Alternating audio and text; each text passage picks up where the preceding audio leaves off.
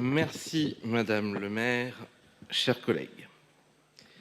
Voici une délibération sur les jardins d'Abraxas. Alors c'est les jardins 1, donc qui compte déjà 425 logements et 337 places de parking. Et j'attends avec impatience les jardins d'Abraxas 2.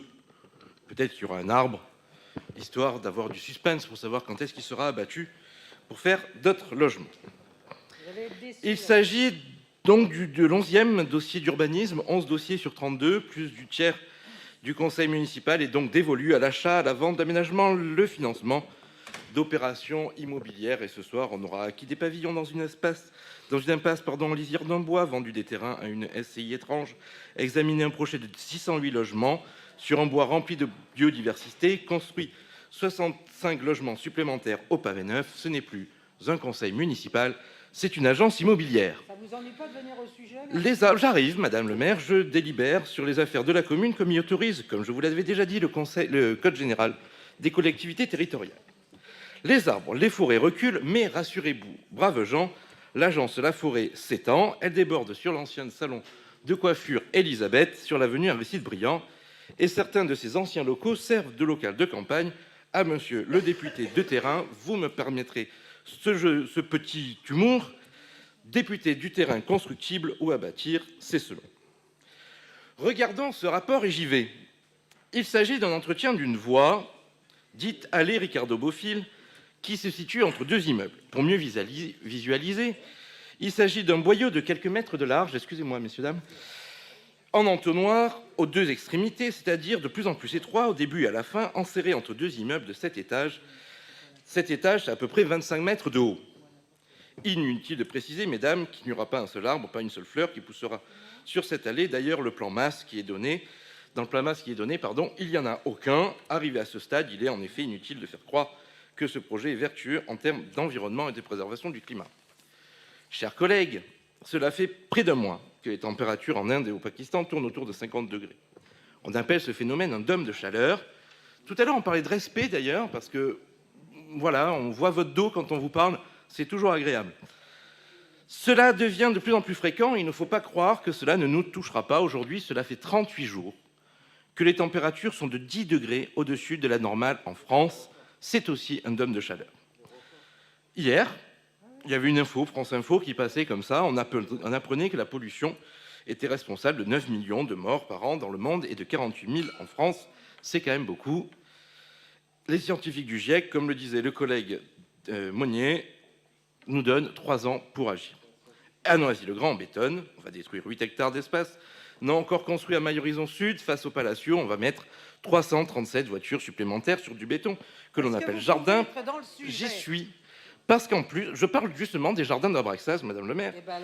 Parce qu'en plus de détruire la planète, vous appelez ça jardin pour faire rire. On est bien loin du développement durable qui fait la une un mois sur deux du Noisy Mag.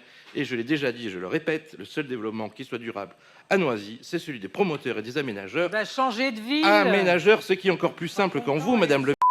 Vous êtes aussi présidente d'une société d'aménagement et non, je ne pas de ville. Madame, ça fait 2 fois, 3 fois, 4 fois que vous parlez de mon emploi. Maintenant, ça suffit, madame. Madame le maire, cela suffit. Je suis élu à Noisy-le-Grand, j'y habite et j'y habiterai, madame. Et c'est certainement pas vous qui me chasserez. Merci, madame. Et merci aussi de respecter aussi la distinction entre ma vie privée, mon travail, et ma vie publique, ma vie d'élu.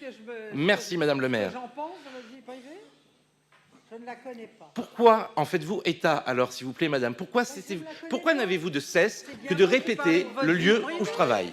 Merci, madame le maire. C'est bien vous qui en parlez? Non, madame, j'en parle pas présentement, là, à cette délibération, je parle plutôt des espaces et des modes de vie que vous êtes en train de détruire.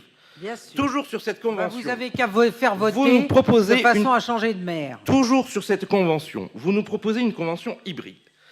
Public en journée, privé le soir, et il appartiendra à une association foncière urbaine libre, association qui n'est pas encore créée d'ailleurs, d'en avoir la garde, de l'ouvrir et de fermer au public de 23h30 à 7h du matin, et non, comme M. Piroli vous l'avez dit, aux propriétaires.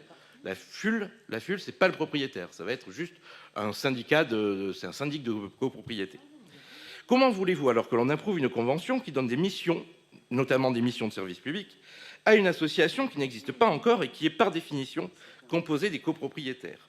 Vu la répartition de l'offre de logement, il y aura donc de l'accession sociale à la propriété, de l'accession libre, mais aussi des bailleurs et des investisseurs privés qui ont voulu faire de la promotion immobilière. Ainsi, la moitié des copropriétaires n'habiteront pas la copropriété, tandis que l'autre moitié des résidents seront des locataires dépourvus de droit de vote selon les règles des AFUL, ce qui, vous en conviendrez, mes chers collègues, est bien gênant quand on veut gérer une copropriété. Dans cette solution, le ménage de la classe moyenne devra payer l'entretien autant, voire plus, que le bailleur social qui, lui, en a les moyens, et autant que l'investisseur qui a voulu faire une opération de défiscalisation à moindre frais, tandis que, comme d'habitude, les locataires devront subir des décisions qu'ils n'auront pas prises. Cette solution n'est donc pas une garantie d'égalité pour les habitantes et les habitants de cet ensemble, et encore moins un gage de réussite pour la vie de ce projet.